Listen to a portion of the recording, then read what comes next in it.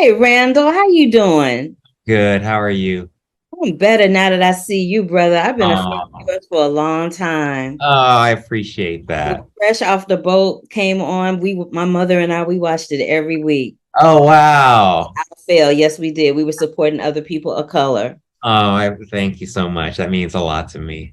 Absolutely. So I'm interested to know, when was the first time you saw Adrian's graphic novel? I saw his graphic novel back in 2007. That's when the graphic novel first came out. Hmm. And at the time, I was just a struggling actor, just trying to get a job. And I wandered into this store called Giant Robot in LA and saw his book, cracked it open, and ended up reading the whole thing in the store, and buying the book, taking it home, and just kind of being really obsessed with this book and eventually all of his work. Adrian Tomine is just an incredible artist, but the book in particular just stuck with me throughout all these years, and I kept thinking about it, kept thinking this would make a great movie, and just over the years, constantly checking in about it. What's going on with this book? Why hasn't anybody made anything? And then somehow, 15 years later, it happened, and I was the director on it, and it's just funny how life works out. Well, I'm glad it worked out because you did the daggone thing. I'm just gonna Oh, say thank you. it was really it was good. It was good. Oh, thank you so It was much. good. What would you say is your biggest shortcoming? Oh gosh. Ha! Got you, Oh did I? man, we're going there. Uh, Yeah, boo, we going there. um, I would say too too preoccupied with what other people think. Mm, No.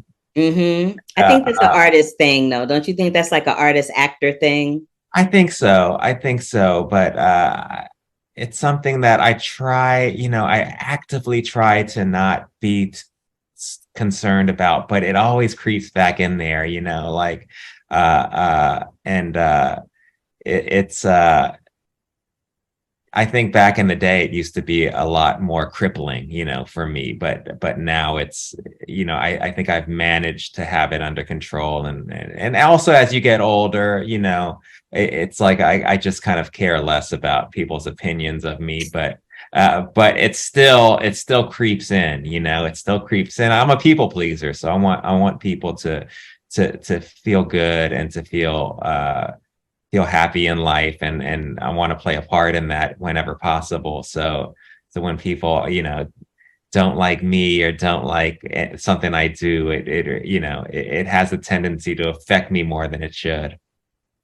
I know that's right. And you're absolutely right about how when you get older, you tend to care less because at this point in your life, what do you have to lose, right? Yeah, exactly. And it's just in a way it's just wasted energy. I think there was a time when, yeah, people's opinions, some of it could be helpful, and help shape you. But at this point in my life, at least, it's like I'm kind of who I am.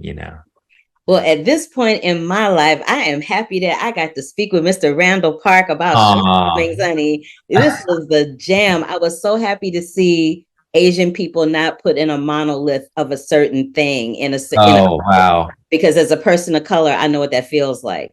So I Yeah. always applaud and get excited when I see that happen for y'all too. Oh, I appreciate that. Thank you so much. Yeah, I mean, this movie, all the characters are kind of flawed and complicated, and that's what excited me most because we don't get to see that with characters that look like me. To be able to have such layered, complex characters was something that really excited me about the project, and we got a great cast to pull off these roles, and I just feel very lucky. Thank you. Thank you. And you are lucky. Thank you Uh-huh. so much, Randall, for giving me time today. I Of really course. appreciate you. Of course. It was so great talking to you, Carla. Great talking to you too. Bye bye.